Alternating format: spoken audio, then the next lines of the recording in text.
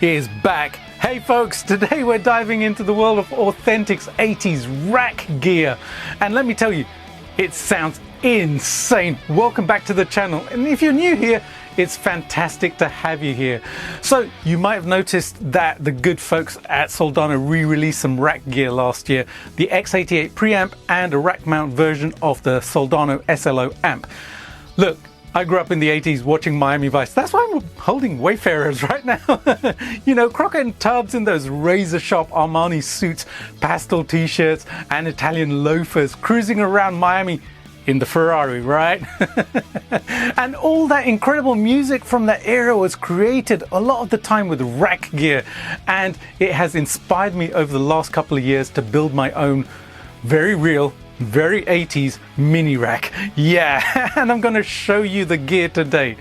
So first up we have the 88 MP1 Preamp. Back in the day, this was like the Starship Enterprise landing in your backyard, man. I tell you, this thing was pure future in a 2U rack space.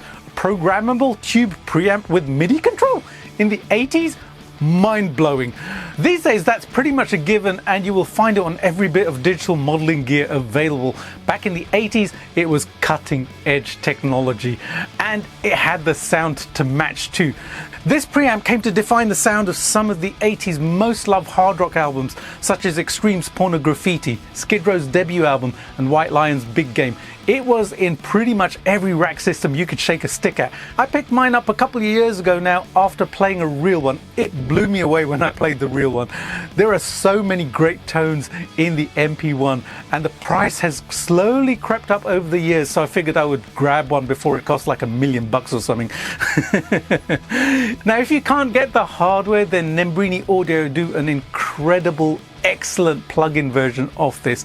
It sounds very close to the original, but I do prefer the original because there is some special mojo inside this box of electronics and tubes, and you will hear it on the track in a little bit. Hey, if you're into vintage gear like this and are enjoying this video, then do me a favor and smash that subscribe button and hit the bell notification as well, because I have more of these videos planned and I want you to be the first to see them. Thanks so much. Okay, so if you have an MP1, you have to, and I mean have to, get yourself a BBE Sonic Maximizer.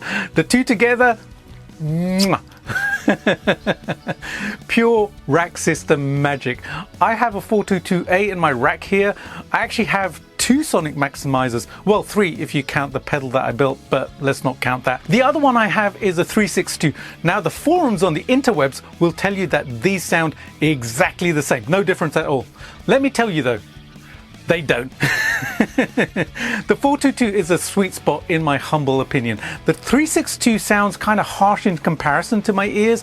Maybe it's just because the 422 is a USA version and runs on 110 volts with an adapter that I have. I don't know, but it sounds sweet and matches well with my MP1. What the BBE does is subtly tighten up the sound and the response of the MP1, which can, if I'm totally honest, get a little bit woolly and loose sometimes. But the MP1 into the BBE, wow, that's an absolute match made in heaven. The BBE roots into my latest purchase, which has been a Yamaha SPX990. This was the successor to the much revered SPX990.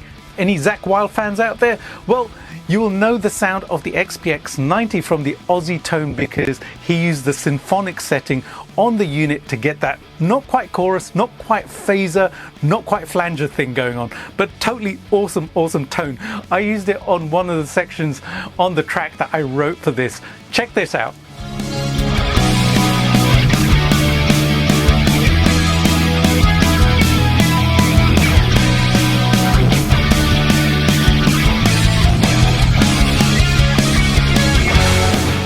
How cool does that sound? It just has a thing, man. It's coolness personified.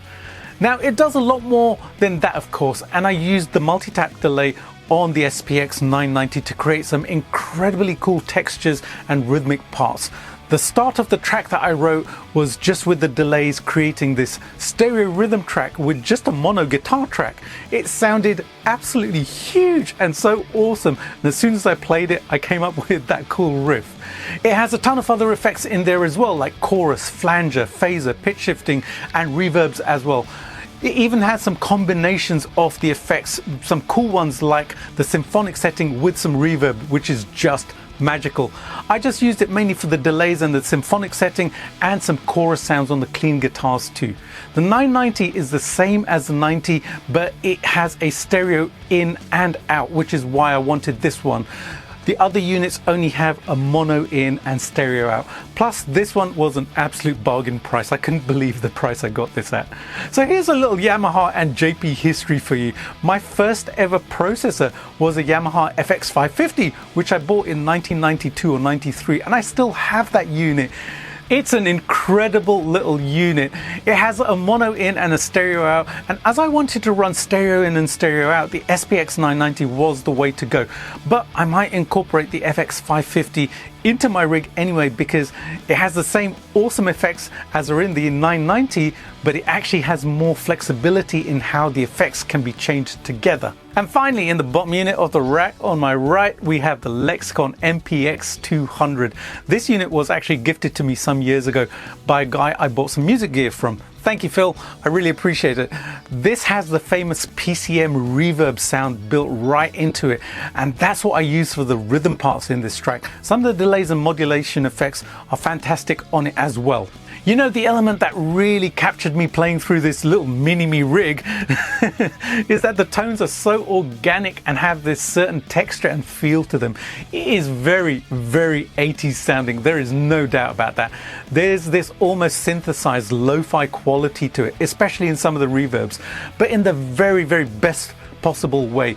It gives the sound so much character, which is what I expected it to do, and it does it so well. By modern day standards, the effects in the Lexicon do sound rather analog. The Yamaha was surprisingly contemporary sounding. I didn't expect that, and it was a really good surprise. Very usable, great definition, and vibrant. I would happily use those in a mix. The Lexicon can sound a little muddy at times, I feel, but using it with just that PCM 90 style reverb was absolutely fantastic. That was the reverb sound of the 80s. You can hear it over drums and guitars and all sorts of things. Very, very cool. Coupled with the MP1 and the BBE, I was in 80s pop and hair metal heaven, man, especially with the delays going on the Yamaha. Check this out. I'm going to play just the MP1, then I will add in the BBE, the Yamaha, and the Lexicon one at a time. You're going to enjoy this.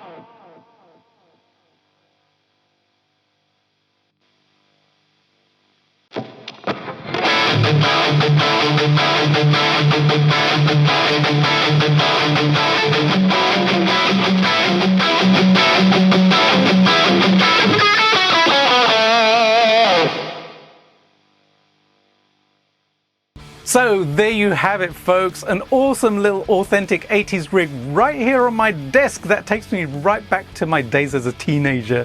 It has been so cool setting this up and playing it, and now it's hardwired into my studio so I can just turn it on and rock out whenever I want. These units aren't the easiest to program, especially by 2025 standards, because the interfaces are still pretty basic.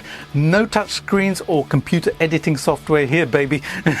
None of that. But when you get them dialed in, there is a tonal reward that is totally worth the effort. And hey, you might notice that I'm rocking the Ray-Ban Wayfarers in the video as well. Had to channel some of my inner Sonny Crockett while recording those rhythm tracks, man. Totally 80s Miami Vice vibe, baby.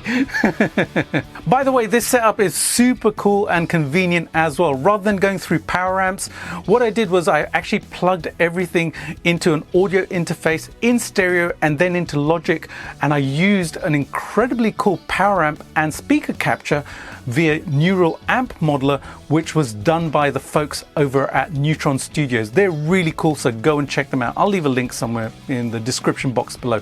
The captures worked incredibly well, especially the power amp captures, and it made it so much easier to record with my mini rack here without the need for power amps. Absolutely genius. I would love to know what your favorite piece of 80s rack gear or any music gear is, in fact, so let me know in the comment section below. Alrighty folks, it's time to get my 80s pop rock on with the full track. I loved creating this one. I'm seeing Crockett and Tubbs cruising down Ocean Drive in that white Testarossa. Pastel suits gleaming under the neon lights, this track blasting through the Miami night. Enjoy the track, and if you would like more goodness from JP, then check out my Patreon, where you will find lots of posts and behind the scenes stuff. And if you enjoyed this video, give it a thumbs up, sub, and hit the bell as well, and share it with your retro loving friends also. Have an amazing day, and I'll see you really soon with another awesome video. See ya!